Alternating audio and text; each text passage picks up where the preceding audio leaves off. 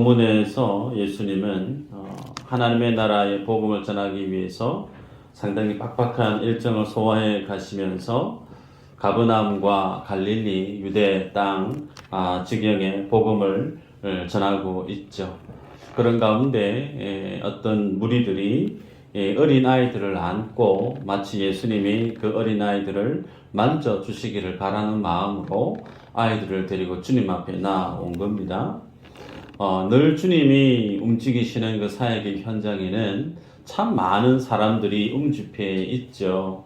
그렇기 때문에 그 많은 사람들 속에서 어린아이들을 데리고 왔던 그 모습을 상상해 보면 상당히 복잡했을 듯 한 상황이 펼쳐집니다. 아니나 다를까 제자들은 지금 하나님께서 이루실 큰 일들을 기대하고 마치 정치적인 메시아로서 로마에서 유대를 이스라엘을 독립시켜서 이스라엘의 왕이 되실 그 주님이 대의를 품고 큰 명분을 가지고 하나님의 예수님의 그 일정을 소화해 가고 있는데 앞에서 어린 아이들이 왔다 갔다 하는 거예요. 그럴 때 어떻게 반응을 하죠? 어른들이 애들은 가라 그러죠. 어디서 애들이 여기 와서 얼쩡거리노 그러면서 아이들을 물리치기 십상입니다. 동일하게 예수님의 제자들도 마찬가지죠.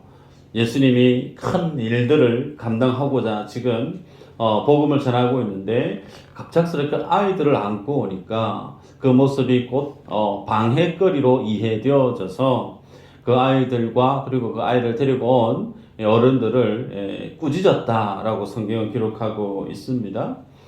그 모습을 예수님이 보셨어요. 보시고 나서 말씀해 보면 14절에 이렇게 얘기합니다. 예수께서 보시고 노하시어 이르시되 어린아이들이 내게 오는 것을 용납하고 금하지 말라. 하나님의 나라가 이런 자의 것이니라. 그렇게 말씀을 하십니다. 말씀해 보니까 예수님이 첫 번째 아이들과 그 아이의 어른들을 향해서 꾸짖었던 그 모습을 보시고 노하셨다 그래요. 꾸짖는 제자들을 보시고 노하셨다 그랬고, 두 번째는 어린 아이들이 주님께 오는 것을 용납해야 된다 라고 말씀하셨고, 세 번째로 중요한 것은 하나님의 나라가 이런 어린 아이들과 같은 자들의 것이다 라고 말씀하고 계시죠. 때문에 지금 예수님의 눈앞에 펼쳐져 있는 상황, 어린아이들과 어린아이를 업고 온 그들의 부모들과 그리고 그 상황을 바라보는 예수님의 시각과 제자들의 시각이 바라보는 관점이 판이하게 다름을 본문을 통해 알 수 있습니다. 그 가운데 중요한 것은 하나님의 나라와 그리고 어린아이의 상관관계에 대해서 제자들이 바라보는 관점과 예수님이 바라보는 관점이 정말 다르다라는 것을 우리가 알 수 있죠. 여러분, 주님은 이 땅에 오셔서 하나님의 나라의 복음을 전하고 계십니다. 그 주님의 복음을 전하시면서 지금 갑작스럽게 등장한 아이들을 주님은 지금 샘플로 제자들 앞에, 무리들 앞에 아이를 세웁니다. 그리고 그 아이를 안으시죠. 그러면서 어린아이와 같지 않으면 아버지 나라 들어갈 자 없다라고 말씀하고 계세요. 그렇기 때문에 오늘 본문에서 우리가 맥을 잡고 가야 될 중심 포커스는 하나님의 나라와 어린아이의 상관관계에 대해서 우리가 무게중심을 갖고 이해해야 되죠. 15절에 보면 내가 진실로 너희에게 이르노니 누구든지 하나님의 나라를 어린아이와 같이 받들지 않는 자는 결단코 그곳에 들어가지 못하리라 그랬습니다. 여기서 여러분이 보셔야 될 내용 중에 내가 진실로라는 말씀과 그리고 마지막에 결단코라는 말씀을 여러분이 보셔야 돼요. 진실로, 그래 결단코, 강조죠. 마치 이와 같지 않으면 정말 너희들 하나님의 나라 못 간다. 주님이 이 어린아이들과 같아야만이 반드시 하나님의 나라, 그 천국을 갈 수 있다라고 주님이 지금 우리에게 말씀을 하십니다. 이 본문을 하기 앞서 우리가 주중에 보았던 말씀이 있습니다. 9장 33절에서 37절의 내용인데요. 예수님과 제자들이 길을 가다가 제자들 안에서 쟁론이 일어났습니다. 어떤 쟁론이냐면 누가 큰 자냐, 작은 자는 누구냐.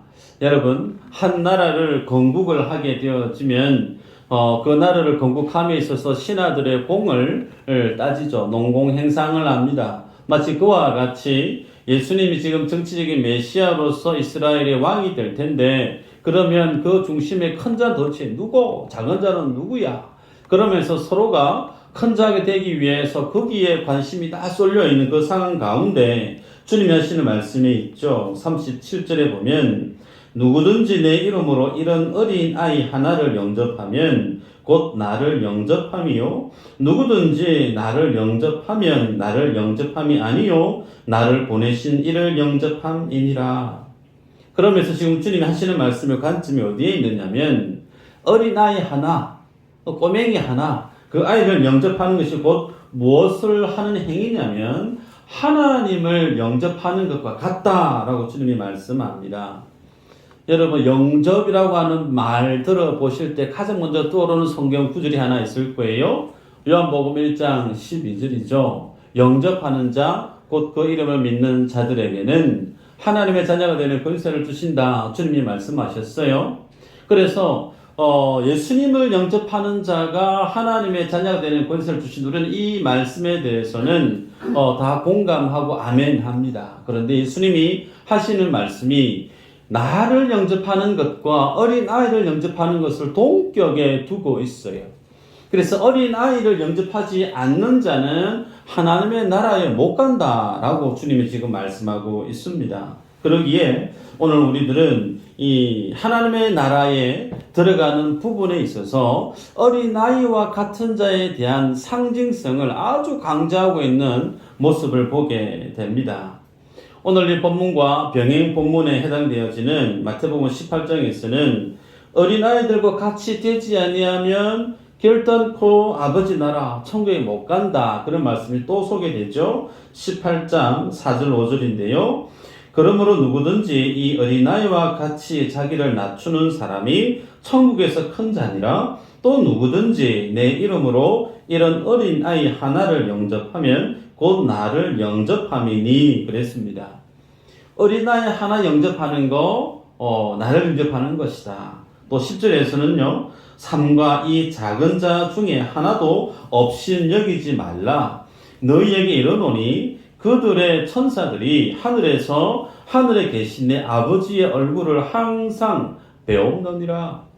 지금 주님이 제자들을 두고 무리를 두고 어린아이 하나를 세워두면서 마치 이 어린아이 같이 하나님 앞에 서 있지 않는 자 하나님의 나라 못 간다 라고 말씀을 합니다. 때문에 오늘 본문의 내용을 보면서 두 가지를 우리가 알아야 돼요. 하나는 어린아이와 같아야 된다는 말씀이 뜻하는 바가 뭔지를 알아야 되고, 두 번째는 본문 중에 어린아이와 같이 하나님의 나라를 받드는 자가 되어야 된다라고 말씀, 이 두 가지를 우리가 포커스를 잡고 오늘 본문의 내용을 이해하도록 하겠습니다. 첫 번째로 어린아이와 같이 하나님의 나라를 받든다, 하나님의 나라를 받든다, 이 의미가 무슨 뜻인가 보십시다. 여러분, 하나님의 나라에 들어가는 자는 어린아이와 같이 하나님의 나라를 받드는 자라야 아버지 나라에 들어간다 말씀했어요. 자, 그러면 받든다라고 하는 이 표현이 가지고 있는 의미가 어떤 사람을 공경하다 혹은 어떤 사람을 높이다, 그런 뜻을 지니고 있습니다. 그런데 이 개역 개정의 성경에는 받든다라고 표현되어져 있지만 헬라 원문 성경에는 받든다라는 표현보다 더 분명한 해석은 말씀은 받아들이다라는 표현을 써야 돼요. 다시 얘기합니다. 개역 성경에서 개역 개정으로 성경을 번역할 때 좀 더 원문의 뜻을 잘 살려서 번역했으면 참 좋은데, 우리가 읽고 있는 개역 개정에서 이 구절에 대해서만큼은 맞지 않았다는 거예요. 그래서 받든다라는 표현이 아닌 받아들이다라는 표현을 쓰는 것이 더 원문에 가까운 해석이라는 점을 여러분 기억하셔야 됩니다. 때문에 그러면 해석하면 누구든지 어린아이와 같이 하나님의 나라를 받아들이지 않는 자는 천국 못 간다는 거죠. 반면에 어린아이와 같이 하나님의 나라를 받아들이는 자는 그 천국이 그들의 것이다 라고 주님이 말씀합니다. 그러면서 16절에 읽었지만 아이를 주님이 안으십니다. 그리고 그 아이에게 안수기도, 축복기도 하시는 것을 볼 수가 있죠. 자, 그러면 어린아이들이 하나님의 나라를 받아들인다. 한번 상상해 볼까요? 예수님의 나이가 이제 갓 30살 넘었습니다. 30살 넘은 그 주님 앞에 머리가 희끗하신 어른이 예수님의 품에 안기기가 쉬울까요? 아니면 이제 4살, 3살 되는 꼬맹이가 예수님 품에 안기는 것이 쉬울까요?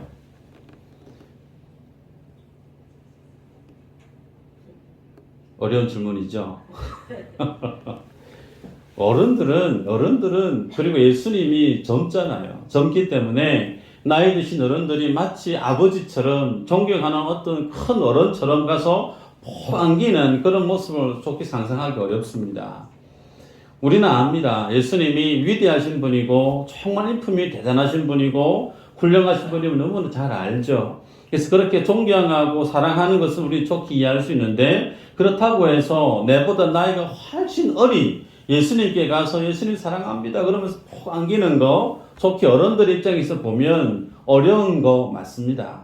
반면 아이들은 어떨까요? 아이들은 자기를 사랑해주고 자기를 위해주는 그 마음을 지니고 있는 어른들을 보면 누구든지 쉽게 가서 안기는 모습이 아이들의 모습 아닙니까? 이 모습을 두고 주님이 하신 말씀이에요. 누구든지 하나님의 나라를 받아들이는 자, 그 자가 하나님 나라에 들어갈 수 있다라고 말씀하신 겁니다.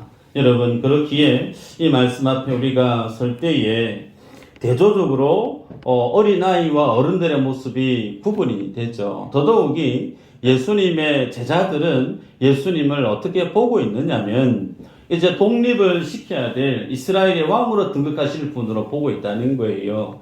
그래서 정말 우리의 주군으로, 우리의 주인으로, 이스라엘의 왕으로 등극하실 그 주님을 위해서 내가 무엇을 해야 될까? 내가 그 주님 앞에 마음에 쏙 들기 위해서 뭔가를 열심히 충성해야 내가 하나님의 나라에, 그 주님의 나라에 들어가서 큰 자가 될 수 있지 않겠는가? 라고 생각을 하고 살았어요. 그래서 자기들끼리 누가 크노, 누가 작노, 자기들끼리 논쟁이 있었던 거예요. 여러분, 하나님의 나라에 들어갈 수 있는 것은 인간이 뭔가를 열심히 해서 노력을 많이 하고 공을 쌓고 그렇게 해서만 주님의 나라에 들어갈 수 있는가? 그거 아니죠. 하나님의 나라는 예수 그리스도, 하나님의 나라 본체 되신 예수 그리스도를 받아들이는 거예요. 받아들임으로 그 길 외에는 하나님 나라에 들어갈 수 있는 길이 또 다른 길은 없습니다.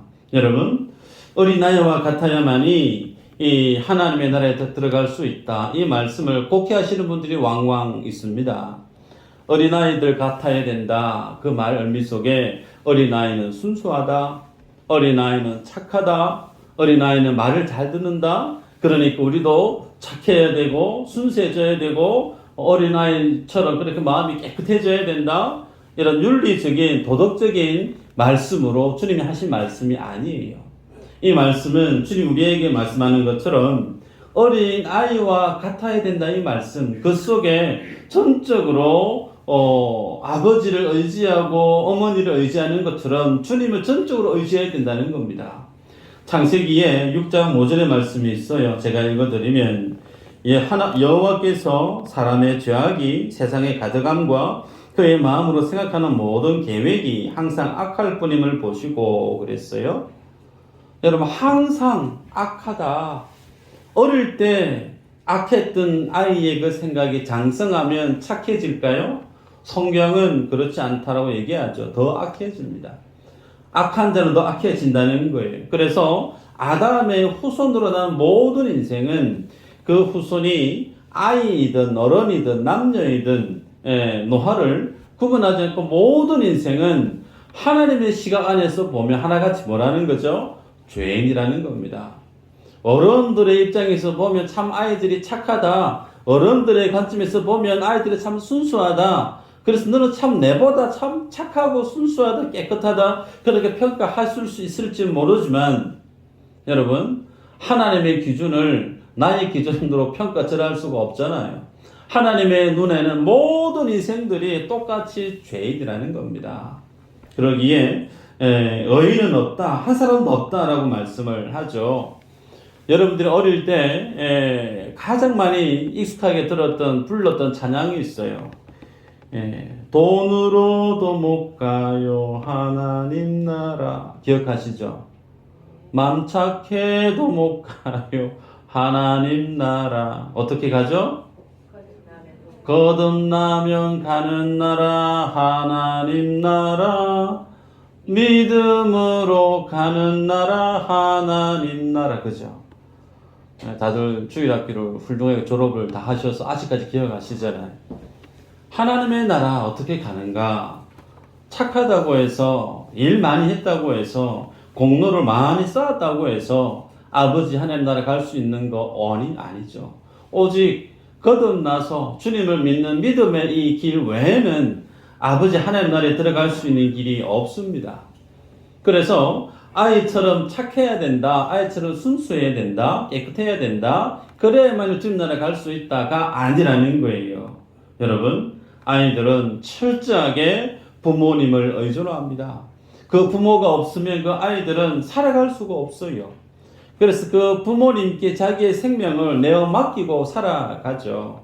그래서 그 아이에게는 항상 자랑이 자기 자랑이 아니에요. 우리 아버지가 어떤 분이고, 우리 엄마가 어떤 분이고, 우리 형이 어떤 누구고, 항상 자기의 자랑이 자기가 아닌 자기 삶을 지탱해주고 붙들어주고 있는 아버지, 어머니, 식구들에 대한 자랑이 자기의 힘으로 여기고 살아가는 자가 아이들이죠.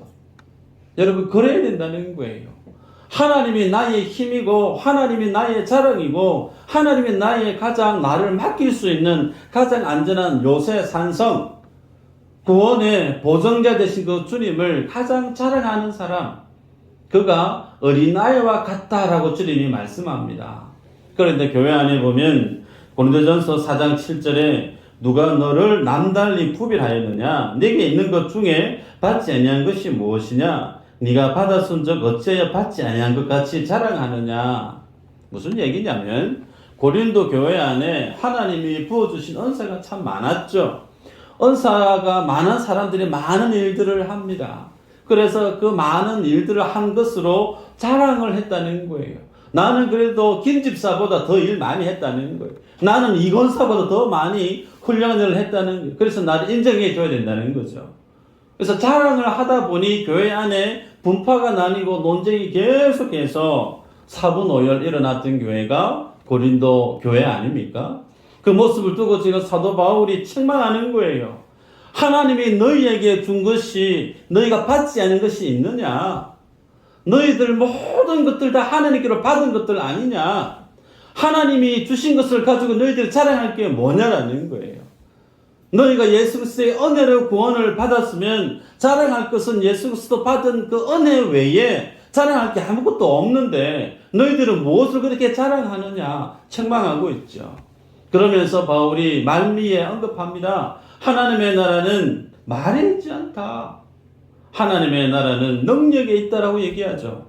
그 능력을 사도 바울이 풀어서 정확하게 얘기합니다. 내가 예수 그리스도를 복음을 전하면서 이러한 일들을 많이 겪었다. 죽을 고비들을 숱하게 경험했다. 매를 얼마나 내가 받았는지 모른다. 그리스도로서 내가 희생한 것들이 얼마나 많은지 모른다. 그게 뭐라는 거예요? 그것이 능력이라는 거예요. 그것이 능력이라는 거예요. 그리스도 때문에 받은 은혜 때문에 나의 자신의 생각들, 내 생각의 어떤 삶의 그런 어떤 욕심들, 그 모든 영화폭이 다 내려놓고 철저하게 나의 자신을 부인하고 하나님이 기뻐하시는 부름의 상을 쫓아서 온전히 그 부르심에 내가 살아갔던, 희생했던, 그래서 내 몸에 내 인생에 예수의 흔적을 가졌다라고 얘기했던 바울의 그 고백 속에 사도 바울은 얘기합니다. 너희는 나를 본받아라. 강력하게 책망하죠. 성도가 주님 앞에 갈 수 있는 거, 자랑할 수 있는 거, 그것은 믿는 것 외에 그 믿음의 구체적인 내용은 그 주님 앞에 의지하는 거예요. 내 아버지로서 내가 의지하는 거예요. 꼬맹이가 비바람이 쳐도 두려워하지 않아요. 왜요? 아버지 엄마가 있으니까. 쌀독에 쌀이 떨어질지 모르지만 아이들은 새근새근 잠 잘 잡니다. 왜요? 쌀 떨어지면 내일 또 아빠 엄마가 또 쌀 사서 또 밥 차려줄 거니까. 내 모든 것을 아버지께 덕하니 맡기는 거예요. 믿음은 뭐라는 거죠? 맡김이라는 겁니다. 맡길 수 있는 자는 하나님을 의지하는 자만이 나를 주님께 톡하니 맡길 수가 있는 거예요. 그렇게 주님께 나를 맡긴 자가 뭘 하냐면 아버지로부터 주시는 그 평안함을 누리는 거예요. 하나님의 나라의 영광, 하나님 나라의 그 은혜를 누릴 수 있는 자가 누구냐? 아버지 하나님을 믿고 의지하고 내 모든 것을 톡하니 내맡기는 사람. 나에게 질문을 던져보십시다. 나는 하나님의 나라의 은혜를 지금 누리고 살아가고 있는가? 내 마음이 그 하나님의 은혜 때문에 날마다 싱글벙글 기쁨이 넘쳐나고 감사가 넘쳐나는 삶을 살아가고 있는가? 그렇지 않은 것 같다라고 하면 점검하셔야 되겠죠. 하나님께 내 가정을, 내 인생을, 내 자녀를, 내 일터를 주님 앞에 다 내어 맡기고 살아가고 있는가? 이 맡김이 없이는 하나님이 주시는 하나님 나라의 평안을, 그 나라의 영광을 맛보아 알 수가 없다는 거예요. 두 번째는 오늘 본문 속에서 어린아이들이 주님께 오는 거 용납하고 금하지 마라 그렇게 말씀을 하셨어요. 자, 9장 37절에 보면요. 누구든지 내 이름으로 이런 어린아이 하나를 영접하면 곧 나를 영접함이요. 누구든지 나를 영접하면 나를 영접함이 아니요. 나를 보내신 이를 영접함이니라 그렇게 말씀했습니다. 이 말씀을 보시면 예수님이 어린아이를 영접하는 것과 동격에 무엇을 놓고 있느냐면 나를 영접하는 것과 같다. 그러면 나를 영접하는 자는 나를 영접하는 것이 아니고 나를 보내신 하나님을 영접하는 것과 같다. 예, A는 B와 같고 B는 C와 같으면 A와 C는 같다라는 거예요.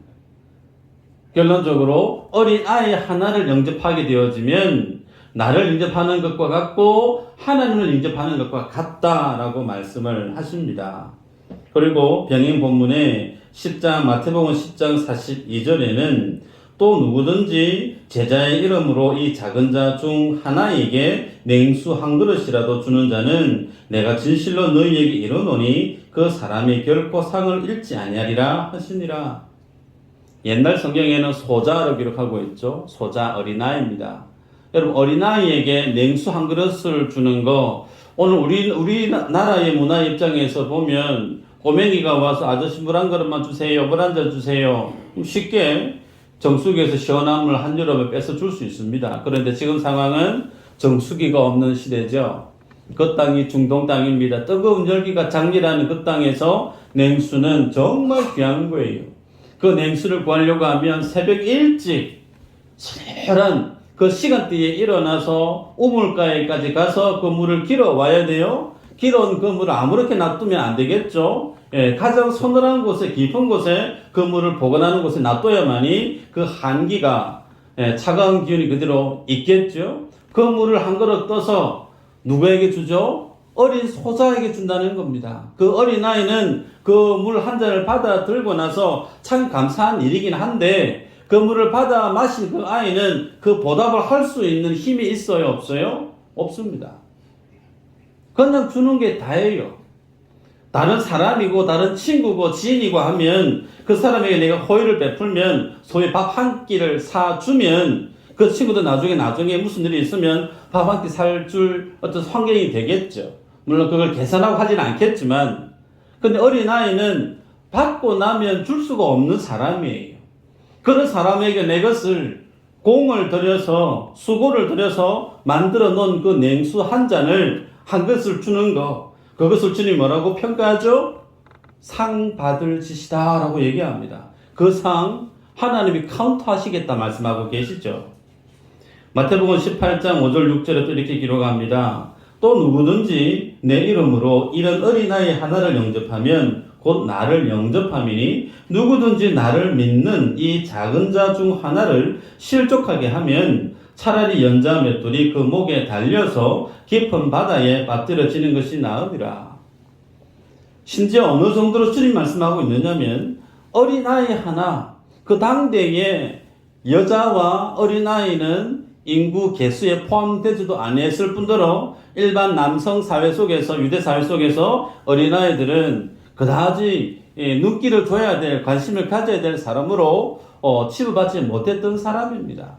그래서 누구든지 쉽게 무시할 수 있는 사람이 어린 소자입니다. 그런데 그런 어린 아이를, 예수님을 믿는 그 어린 아이를 실족하게 하면 어떻게 된다고요? 차라리 연자 맷돌을 둘러매고 바다에 빠뜨리는 게 낫다라는 겁니다. 연자 맷돌이 무슨 맷돌이죠? 소나 말이나 먹이를 지우고 소가 돌면서 곡물을 빻는 큰 돌이 있죠. 사람이 들기도 쉽지 않은 그런 돌입니다. 우리가 손으로 돌리는 이런 맷돌 말고요. 어마어마한 큰 돌이 연자 맷돌입니다. 그 돌을 목에 둘러매면 바다에 빠지면 이제 못 올라오죠. 그 정도로 주님이 어린아이 소자에 대한 그 마음을 주님이 각별히 갖고 있는 것을 보게 되죠. 때문에 말씀을 보면 지금 예수님께서 주님의 제자들에게 어린아이 무시하지 말라는 거예요. 어린아이라고 해서 업신여기지 말라는 거죠. 어린아이 정말 영접하고 환대하고 그 아이를 정말 믿음으로 잘 대해줘야 된다고 말씀하고 있습니다. 여러분, 이 어린아이와 하나님의 나라를 주님이 지금 연결하고 있는데 이 어린아이를 지금 주님이 보냈다는 거예요. 그리고 주님은 하나님이 예수님을 이 땅에 보내셨다 그렇게 말씀합니다.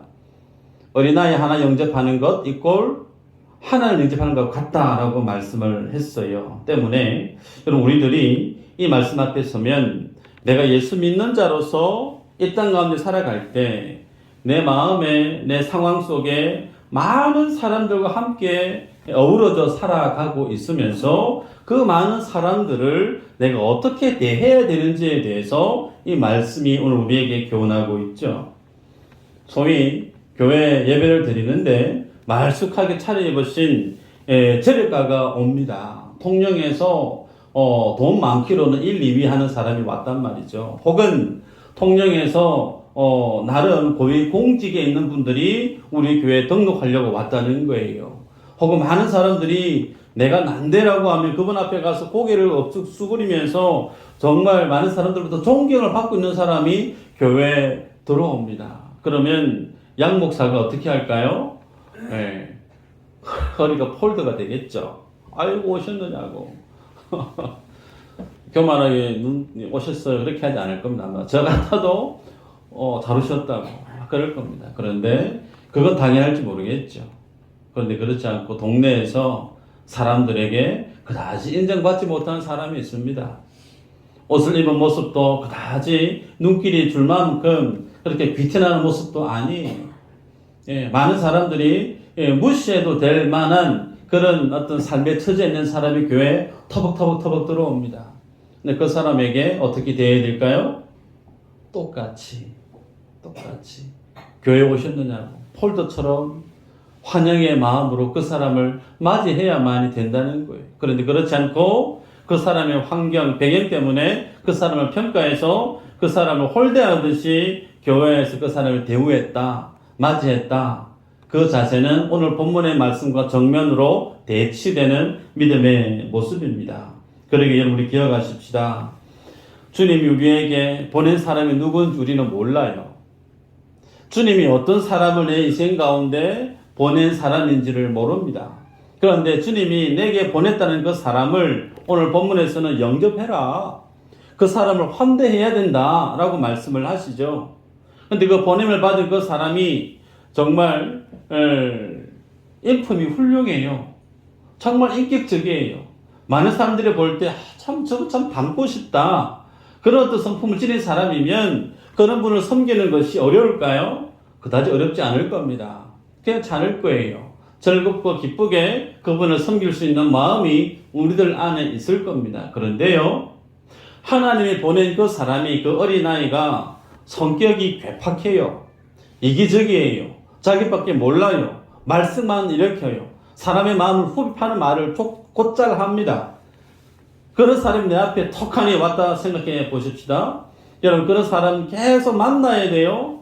그런 사람 만날 때 여러분 어떻게 잘 영접하실 수 있겠습니까?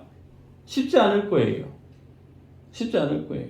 그래서 우리 안에 어떤 마음이 드냐면 저 사람 좀 바뀌면 좋겠다. 좀 인격적으로 좀 바뀌고 다른 사람에게 좀 많이 베풀고 다른 사람에게 좀 인정도 좀 받고 칭찬받고 참 많은 사람들에게 존경을 받는 그런 사람으로 바뀌어지면 내가 그 사람을 위해서 좀 대접도 하고 그 사람과 관계를 좀 깊이 가져갈 수 있는 마음이 생길 것 같은데 보통 저 사람은 안 바뀐다. 그래서 나는 저 사람하고는 좀 거리를 멀리 뛰고 사는 것이 좋겠다. 아마 많은 사람들이 이렇게 살아갈 겁니다. 근데 오늘 본문에서는 주님이 그렇게 말씀하지 않습니다. 중요한 것이 뭘까요? 하나님이 내게 보냈다라는 거예요.